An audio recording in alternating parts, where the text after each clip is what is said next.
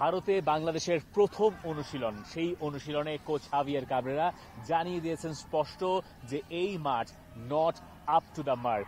আমাদের জানার সেই সৌভাগ্য হয়নি। হামজা চৌধুরী এই মাঠ নিয়ে কি ভাবছেন, কিন্তু বাংলাদেশ দলের জন্য আরো একবার দুর্ভাগ্য বলতে পারেন যে বাংলাদেশ ইন্ডিয়াতে এসে যে ম্যাচের প্রিপারেশন নিচ্ছে, আমরা বলছিলাম যে 4টা ট্রেনিং সেশন তারা পাচ্ছে, সেই প্রথম ট্রেনিং সেশনটায় মাঠ আপ টু দ্য মার্ক পাওয়া গেল না। Well, no, it's not up to the mark, obviously, but it's okay. Our manager is trying to get the right facilities for the next days.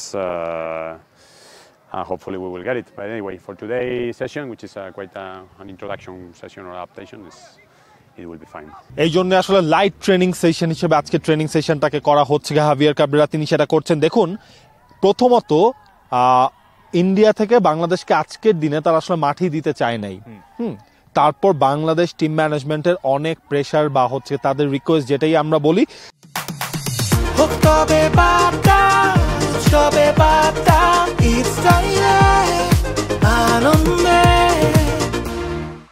সেটার কারণে হচ্ছে কি তারা শেষ পর্যন্ত মাঠটা দিয়েছে। কিন্তু এই মাঠটা কিন্তু অনেক এবড়ো থেবড়ো, যদি আমরা বাংলা ভাষায় বলি সেটা। এই মাঠে কিন্তু আপনার ফুল 90 মিনিটসের জন্য আপনি যদি প্রিপারেশন নিতে চান সেটা আপনি নিতে পারবেন না। সে কারণে কিন্তু আপনি যদি খেয়াল করেন যে হ্যাঁ, আমাদের প্রথম 15-20 মিনিটের বেশি ফুটেজ নেওয়ার কোনো উপায় ছিল না। তারপর আসলে পুরো ফেজে দল আসলে ট্রেনিং করছে না। এবং যেহেতু বাংলাদেশের ফার্স্ট ট্রেনিং সেশন, সেটা ঘিরে একটা আলাদা উন্মাদনা ভারতের মিডিয়ার ভেতরেও আসলে কম বেশি আছে বা ছিল। কিন্তু এই যে মাঠ পাওয়া গেল না বা প্রপার মাঠ পাওয়া গেল না, এই নিয়ে আসলে হামজা চৌধুরীর বক্তব্য জানা যায়নি। হামজা চৌধুরী আমরা খুব ভালো মতোই জানি যে তিনি আসলে কোন ধরনের মাঠে খেলে অভ্যস্ত। বাংলাদেশে তিনি একদিন ট্রেনিং করলেন, এই মাঠে তার খেলতে খানিকটা অসুবিধা হলেও হতে পারে, কিন্তু তাকে আসলে দেখে বোঝার কোনো উপায় নাই। তিনি সাবলীল ভাবেই তিনি তার প্র্যাকটিস সেশনটুকু সেরেছেন। কিন্তু এই যে মাঠ নিয়ে যে তত্ত্বটা, যে ইন্ডিয়া ফুটবল অ্যাসোসিয়েশন বা ফেডারেশন যারা মাঠ দেন নাই, বা এই যে দাবিটা বাংলাদেশ ফুটবল টিমের পক্ষ থেকে করা হচ্ছে, এটা নতুন কিছু না। আসলে আমার মনে আছে যে অস্ট্রেলিয়াতে বাংলাদেশ যখন এর আগে 2023 সালে ওয়ার্ল্ড কাপ কোয়ালিফায়ার ম্যাচ খেলতে গেল, তার সেই সময়টা তো বাংলাদেশের এই একই রকম ঝামেলায় পড়তে হয়েছে। যেখানে তারা ট্রেনিং করেছিল সেই মাঠটার আয়তন বা সেই মাঠের মাপ আসলে একটা অনেক ছোট, ফুটবল পিচের সম্মত ছিল না এবং এবড়োথেবড়ো ছিল। সেটা নিয়েও কোচ হাভিয়ার কাবরেরা তখন কমপ্লেইন জানিয়েছেন। বাংলাদেশের প্রিপারেশন সঠিক হয় নাই বলে তখন তিনি জানিয়েছিলেন। ইন্ডিয়ার এগেইনস্ট প্রিপারেশনের আগে কি এরকম আরো একটা সুযোগ চলে এলো? দেখেন, বাংলাদেশ দল ইন্ডিয়ায় এসেছে গতকালকে, দ্যাট মিনস হচ্ছে বৃহস্পতিবার এসে তারা প্র্যাকটিস করতে পারে নাই। সেটা খুব স্বাভাবিক। বৃহস্পতিবার বিকেল 5টা-6টা বেজে গেছে, টিম হোটেলে ঢুকে, সেই হোটেল নিয়েও আসলে একটু কাহিনী ছিল, যদিও শেষ পর্যন্ত সেটা সলভ হয়েছে। এরপর শুক্রবার দিন, শনিবার দিন, রবিবার দিন, সোমবার দিন, মঙ্গলবারের ম্যাচের আগে আপনার 4টা মেইন ট্রেনিং সেশন, যেই ট্রেনিং সেশনটা আপনি হামজা চৌধুরীকে নিয়ে ট্যাকটিক্যালি কাজ করবেন, এই প্ল্যান ধরেই আপনি আসলে এই ইন্ডিয়ায় এসেছেন। বাংলাদেশ টিমের কথা বলছি, সেখানে আপনার প্রথমটা ভেস্তে গেছে।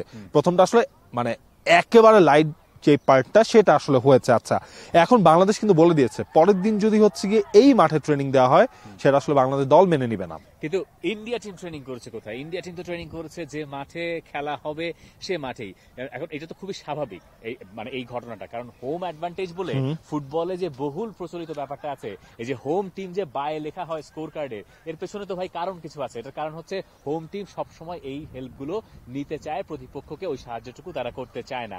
এবং বাংলাদেশ টিমকে অফিসিয়ালি আপনি যদি ফিফার নিয়ম অনুযায়ী দেখেন, নিয়মটা হচ্ছে এরকম যে শুধুমাত্র ম্যাচ ডের আগের দিনে আপনি ওই টিমকে, যে কোনো টিমকে ওই প্রপার মাঠে, অর্থাৎ যে মাঠে খেলা হবে সেখানে ট্রেনিং করতে দিতে বাধ্য। এই ছাড়া আপনি আর কোথাও বাধ্য নয়। মানে আইন আনুক কাজ আসলে, মানে আইন ভঙ্গ করা কোনো কাজ করে নাই ইন্ডিয়া বা ইন্ডিয়ান ফুটবল, এটা বলা যেতে পারে। একটা জিনিস খেয়াল করেন, জওহরলাল নেহেরু স্টেডিয়াম যেই জায়গাটায়, বা শিলংয়ের মানে মেইন সিটিতেই তো জওহরলাল নেহেরু স্টেডিয়াম, সেটার অ্যালটিটিউড সমুদ্রপৃষ্ঠ থেকে কতটুকু উঁচু এটা নিয়ে বারবার আসলে কথা হচ্ছিল। আমরা এখন যেখানে আছি, আমাদের পেছনে বাংলাদেশ দল ট্রেনিং করছে, সেটাও কিন্তু হচ্ছে জওহরলাল নেহেরু ইউনিভার্সিটির ফুটবল গ্রাউন্ড। সেটা কিন্তু অনেক নিচু এবং শিলং শহর থেকে প্রায় 30 মিনিটের দূরত্ব। সে পুরো 30 মিনিট কিন্তু আমাদের এভাবে নামতে হয়েছে, আবার এখানে এসে আবার কিছু দূর আমাদেরকে উঠতে হয়েছে। ওঠা নামার ভেতরেই আসলে চলছে।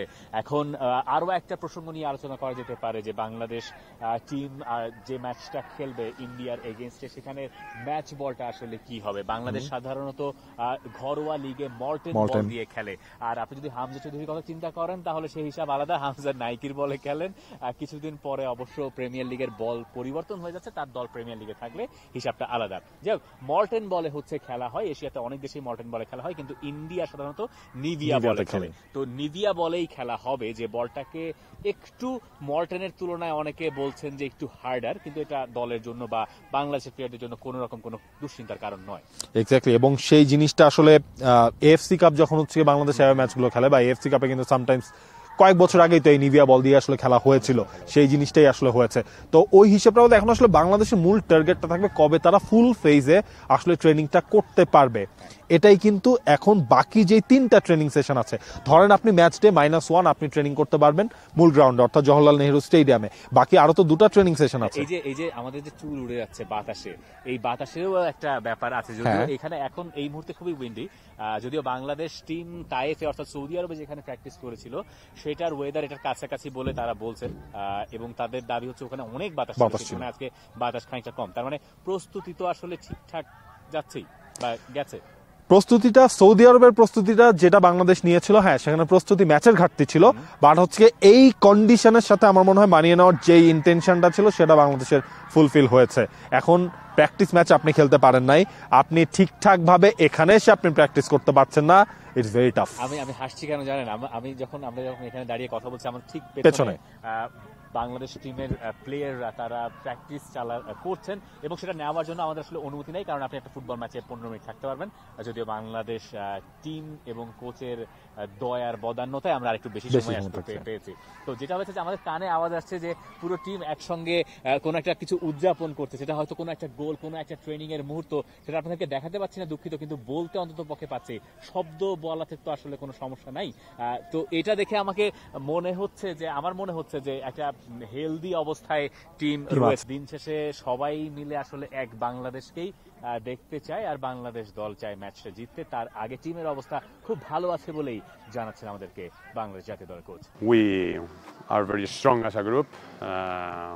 There is a lot of misinformation that in the end we need to focus on we know what happened, we know ourselves, we know why we are here, and we are focused on the match. We have been training very well in Saudi, we have been training very well in Dhaka. Hamza has adapted very well to the team, and we know that we are ready. That's the only thing we think about. ভারতের মাঠে ভারতের জন্য হামজার সাথে challenge ছুড়ে দিতে পারে যে একজন, বা যার ওপর বাংলাদেশ আস্থাটা বেশি রাখছে, এই ভারতের সাফেই, যিনি নিজেকে নতুন করে চিনিয়েছিলেন, সেই ভারতে আবারও ফিরলেন। যদিও গেল বছর ফর্মটা খুব একটা ভালো যায়নি, তবে রাকিব এখনো এই দলের ট্রাম্প কার্ড। রাকিব এবং ইসা ফয়সাল দুজনই কথা বলেছেন আজকে ইন্ডিয়াতে বা ভারতের ফার্স্ট ট্রেনিং সেশনে। চলুন একটু শুনে আসি কি বলেছেন তারা। সৌদির আবহাওয়া এখানে আবহাওয়া অনেকটাই সেম, ওখানেও ঠান্ডা ছিল এরকম, তো এখানেও অনেক ঠান্ডা, তো সমস্যা হবে না, কারণ আমরা সৌদি আরবে প্রায় 10 থেকে 12 দিন প্র্যাকটিস করছি, তো এই ওয়েদারে মানা নিতে আমাদের সহজ হবে আর কি। আলহামদুলিল্লাহ আমরা প্রাণবন্ধই আছি এখানে, আপনারা দেখতেই পাচ্ছেন আমরা সবাই সবার সাথে খুনসুটি করতেছি, এবং আমাদের মেইন ফোকাসটা হচ্ছে আসলে 25 তারিখ। আমরা 25 তারিখ ভালো কিছু করতে চাই। ভালো ফল বলতে এইমাত্র মানে এই সময়টা বুঝতেছি ইনশাল্লাহ আমাদেরকে জিততে হবে। বাংলাদেশ গেল কয়েক বছরের মধ্যে আপনি যদি হিসাব করেন তাহলে 3বার কিন্তু এই নিয়ে ভারতে আসলো।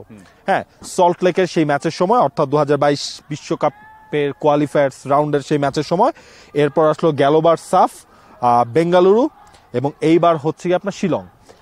ওভারঅল এইবারে কোনো একজনকে ভুয়া বলা হচ্ছে, আমরা পেনাল্টি এক্স্যাক্টলি ওই পেনাল্টি শটটা হচ্ছিল, বলতেই পারি যে টিমের কম্বিনেশনটা কত ভালো আছে।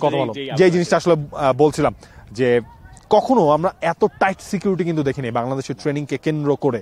ইনফ্যাক্ট হচ্ছে কি আপনার স্পেশাল সিকিউরিটি ফোর্স দেখলাম আমরা, তারও প্রায় গোটা ওই মাঠের 4-5 জুড়ে মানে 20 জনের উপরে হবে ইনফ্যাক্ট, আরো, এবং সেখানে অস্ত্রধারীও আছে কয়েকজন, যেন যে কোনো ধরনের অপ্রীতিকর অবস্থা সেই জায়গাটার মধ্যে যেন আসলে কভার আপ করা যায়। এটার একটা অন্যতম কারণ হামজা চৌধুরী, এরকম একজন ফুটবলার যখন চলে আসেন তখন আসলে ওই নিরাপত্তাটুকু আরো বোধ হয় সুনজরে দেখতে হয়। এর আগে যখন সাফ চলেছে আমরা দেখেছি যে নিরাপত্তার একটা নিয়মিত বল হয়তো সবসময় থাকে, কিন্তু সেটা কয়েক গুণ বেড়ে গেছে, এবং আমরা আজকেই এসে পৌঁছেছি, এবং আসার পরে আধ ঘন্টার ভেতরেই ট্রেনিং সেশন শুরু হয়ে গেছে। নাকে মুখে কোন রকম এসে যে ধরতে পারার, খেতে পারেনি, নাকে মুখে খাওয়া সেটা হয় নাই, সেটা তো খাওয়া হয়, ইফতারের সময় প্রায় হয়ে গেছে। তো এই মানে কোন রকম এগিয়ে আসা, বেরিয়ে আসা, এরপরে এই নিরাপত্তা বলয় সবকিছু মিলিয়ে আসলে এইটা একটা ভিন্ন মাত্রায় মাত্রা নিয়ে দিচ্ছেন। যাচ্ছে পুরো ম্যাচের চিত্রটাকে। তার মানে 25 মার্চ জওহরলাল নেহরু স্টেডিয়াম শিলংয়ে